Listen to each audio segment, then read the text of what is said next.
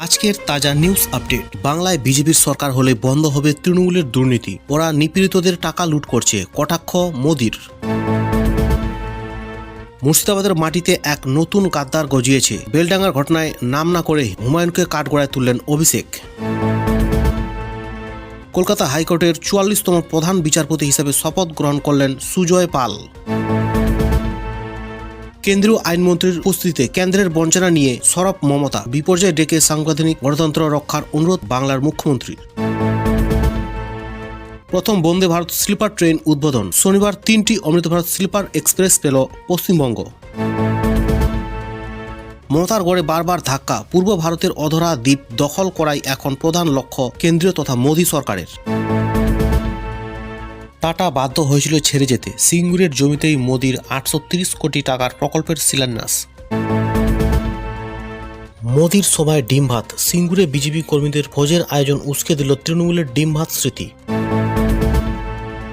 নিহত আলাউদ্দিনের বাড়িতে ইউসুফ পাঠান, ভুল বুঝিয়ে উস্কানি। বেলডাঙ্গা অশান্তিতে মন্তব্য সংসদের। সাবধানে কাজ করুন। বেলডাঙ্গায় সাংবাদিক নিগ্রহে ৪ জন গ্রেপ্তারের পর পরামর্শ পুলিশ সুপারের। বহরমপুর থেকে বিজেপির ডামি অধীরকে আক্রমণ অভিষেকের। তোপ নয় এজেন্ট হুমায়ুনকে। বিক্ষোভের নামে নৈরাজ্য। যাত্রীবাহী বাসে পাথর হামলা। বেলডাঙ্গার ঘটনায় ৩০ জনকে গ্রেপ্তার করল পুলিশ। এসআইআর মানি না, হয়রানির অভিযোগ তুলে বাদুড়িয়ায় জনতার বিক্ষোভ, যানজট। হিন্দু না মুসলিম, যে মঞ্চ থেকে মমতাকে গাল দিচ্ছেন কে বানিয়েছে? মোদিকে তোপ অভিষেকের। মতুয়াগড়ে ধস নামাচ্ছে এসআইআর। মালদার সভা থেকে ভয় নেই, পাশে আছি আশ্বাস মোদির। বাংলায় সাংবাদিক আক্রান্ত। নারী সুরক্ষা নিয়ে মালদার সভা থেকে তীব্র আক্রমণ মোদির। বেলডাঙ্গার মূলচক্রী মিম নেতাকে গ্রেপ্তার করল পুলিশ। আরজিকর মামলায় শিয়ালদহ আদালতে স্ট্যাটাস রিপোর্ট জমা দিল সিবিআই।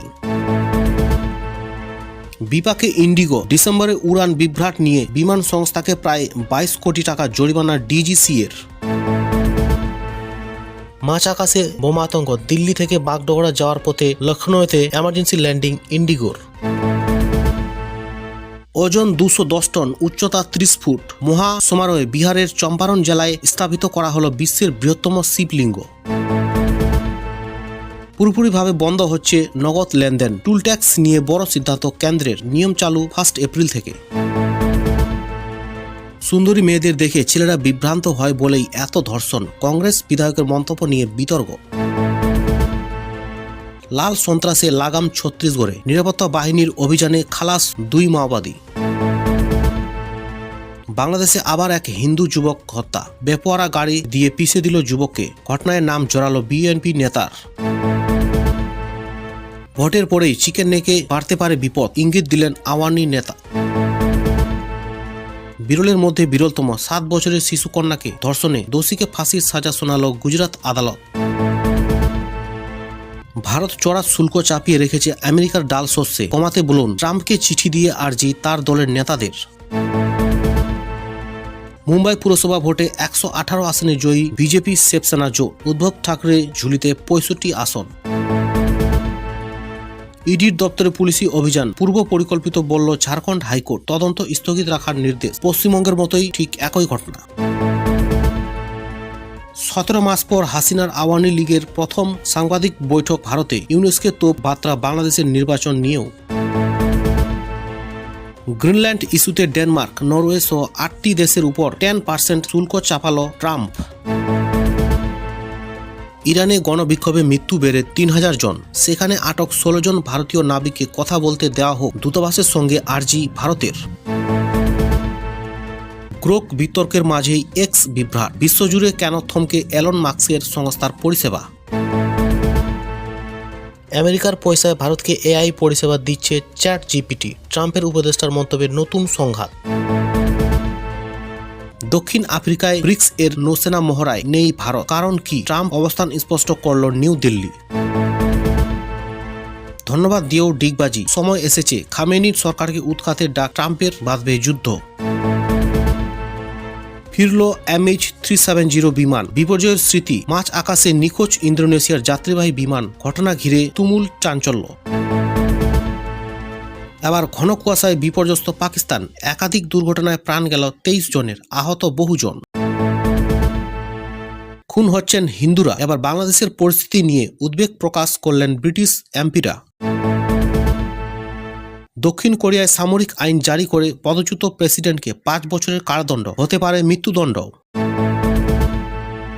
খালিস্তানি কাটা বিদ্ধ করেছে ভারতকে, এবার চীনের সঙ্গে হাত মেলাচ্ছে কানাডা, নজর রাখছে নিউ দিল্লি। এরকম সমস্ত খবরের ডেইলি আপডেট পেতে লাইক অ্যান্ড সাবস্ক্রাইব করুন SN247 নিউজ চ্যানেলকে।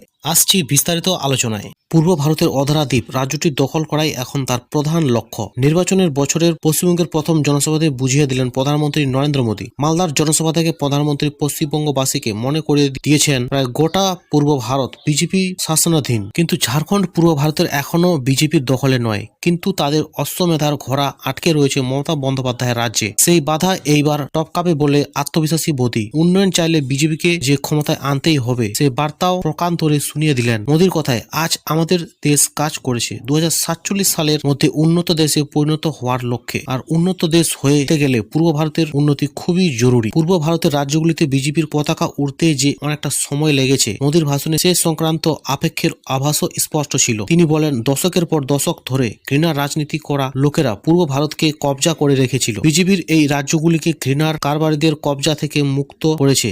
আজ পূর্ব ভারতের রাজ্যগুলির আস্থা কোনো দলের উপর যদি থাকে, তা হলো ভারতীয় জনতা পার্টি। মোদী মালদা জনসভা থেকে সিঙ্গুরে বিভিন্ন প্রকল্পের উদ্বোধন সভায় উপস্থিত থাকবেন। আশা করা যায় দুপুরের এই সভা থেকে তিনি টাটা ন্যানো, পশ্চিমবঙ্গের শিল্পায়নের প্রসঙ্গে তুলে রাজ্য সরকারকে তথা মমতার কড়া সমালোচনা করবেন। মালদহের সভা সেরে প্রধানমন্ত্রী চলে গিয়েছিল আসামে। গুয়াহাটিতে রাত্রিবাস করে তিনি আবার ফিরবেন পশ্চিমবঙ্গের কর্মসূচির জন্য। পশ্চিমবঙ্গে SIR তথা বাংলাদেশি অনুপ্রবেশকারীদের প্রসঙ্গ নিয়ে বিতর্ক চলছে। সেই আবহেই অনুপ্রবেশ প্রসঙ্গে টেনে মোদী বলেছেন, পৃথিবীর যেসব দেশ উন্নত সমৃদ্ধ, সেখানে অর্থের কোনো অভাব নেই। তারাও নিজেদের দেশ থেকে অনুপ্রবেশকারীদের তাড়াচ্ছে। পশ্চিমবঙ্গ থেকেও অনুপ্রবেশকারীদের তাড়ানো খুব জরুরি। মোদীর কথায়, তৃণমূলের নেতা, তৃণমূলের সিন্ডিকেট বছরের পর বছর ধরে এখানে অনুপ্রবেশকারীদের ঢোকাচ্ছে, তাদের ভোটার বানানোর খেলা খেলছে। সেই অনুপ্রবেশকারীরা গরিবের অধিকার ছিনিয়ে নিচ্ছে, যুব সমাজের কাজ ছিনিয়ে নিচ্ছে, মেয়েদের সম্মান ছিনিয়ে নিচ্ছে, আর সন্ত্রাস ছড়ানোর কাজ করছে। মালদা, মুর্শিদাবাদ সহ পশ্চিমবঙ্গের বিভিন্ন জেলায় জনবিন্যাস শুধু নয়,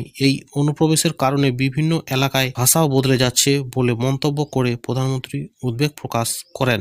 পাশাপাশি মতুয়া তথা শরণার্থীদের উদ্দেশ্যে মোদীর আশ্বাসবাণী, যারা শরণার্থী, যারা মতুয়া নমশূদ্র সমাজের লোক, যারা প্রতিবেশী দেশ ধর্মীয় কারণে বা হিংসার হাত থেকে বাঁচতে এখানে এসেছেন, তাদের ভয় পাওয়ার কোনো কারণ নেই। সংবিধান তাদের ভারতে থাকার অধিকার দিয়েছে। মোদী CAA এর মাধ্যমে শরণার্থীদের পূর্ণ নিরাপত্তা দিয়েছে। গত কয়েকদিন ধরে মুর্শিদাবাদের বেলডাঙ্গায় চলতে থাকা অশান্তির খবরও সে তার কাছে রয়েছে। মোদী তা স্পষ্ট ভাষায় বুঝিয়ে দিলেন। মহিলা সাংবাদিক আক্রান্ত হওয়ার ঘটনায় নিন্দা করেছেন এবং বলেছেন, এর থেকেই স্পষ্ট যে পশ্চিমবঙ্গের নারীদের কোনো নিরাপত্তা নেই। পশ্চিমবঙ্গে ভোটের আবহে পূর্ব ভারতে বিজেপির শক্তি বৃদ্ধির কথা বলতে গিয়ে মোদী প্রথমেই ওড়িশায় প্রথমবার বিজেপি সরকার গঠিত হওয়ার কথা বলেন। তারপর অসম ও ত্রিপুরার একাধিকবার সরকার গঠন এবং গত কিছু বছরের একের পর এক নির্বাচনে জয়ের কথা মনে করিয়ে দেন। সবশেষে বিহারের কথা এবং সেই সূত্র ধরে পশ্চিমবঙ্গ প্রসঙ্গ। প্রধানমন্ত্রী বলেন, কিছুদিন আগে বিহারে আবার বিজেপির নেতৃত্বে NDA এর সরকার হয়েছে, অর্থাৎ পশ্চিমবঙ্গের চারদিকে এখন বিজেপির সুশাসনের সরকার রয়েছে। এবার পশ্চিমবঙ্গে সুশাসনের পালা। পশ্চিমবঙ্গের সব দিকেই বিজেপি সরকার গঠিত হয়ে গিয়েছে বলে মোদী বোঝানোর চেষ্টা করলেও ঝাড়খণ্ডে এখনো অবিজেপি শাসনের রাজ্য চলছে। তা সত্ত্বেও মমতার দুর্গ পশ্চিমবঙ্গ ছাড়া বাকি পূর্ব ভারতকে বিজেপির দখলে আনা সম্পন্ন হয়েছে বলে কেন বোঝাতে চাইলেন প্রধানমন্ত্রী, তা কেউ কেউ প্রশ্ন তুলছেন। জবাবে অনেকে মনে করিয়ে দিচ্ছেন যে সম্প্রতি স্ত্রী কল্পনা সোরেনের সঙ্গে দিল্লিতে গিয়ে প্রধানমন্ত্রীর সঙ্গে বৈঠক করে এসেছেন ঝাড়খণ্ডের মুখ্যমন্ত্রী হেমন্ত সোরেন। সেই বৈঠকের পর থেকেই জল্পনা ছড়িয়েছে যে ইন্ডি জোটের ছেড়ে হেমন্ত NDA তে সামিল হতে পারে। তেমন হলে ঝাড়খণ্ড মোদীর ছাতার তলাতেই চলে আসবে। পশ্চিমবঙ্গে বিজেপির জয় তথা সরকার গঠন যাতে কারো কাছে অসম্ভব কল্পনা বলে মনে না হয়, তার জন্য সদ্য সমাপ্ত মহারাষ্ট্র পুরসভা ভোটের প্রসঙ্গ টেনেছেন মোদী। মুম্বাই কিভাবে প্রথমবার বিজেপির মেয়র পেতে চলেছে, কিভাবে কেরলের রাজধানীতে প্রথমবার বিজেপির মেয়র শপথ নিয়েছেন, সেই কথাও উল্লেখ করেছেন। তারপরে বলেছেন, সেখানে আগে আগে বিজেপির জয় অসম্ভব বলে মনে করা হতো, সেসব জায়গাতেও বিজেপির অভূতপূর্ব সমর্থন পাচ্ছে। এতে প্রমাণ হয় দেশের ভোটদাতা, দেশের জ্যানজি বিজেপির উন্নয়নমূলক কাজের উপরে কতটা ভরসা করে। দুর্নীতি প্রসঙ্গ টেনে তৃণমূলকে আক্রমণ করতে গিয়ে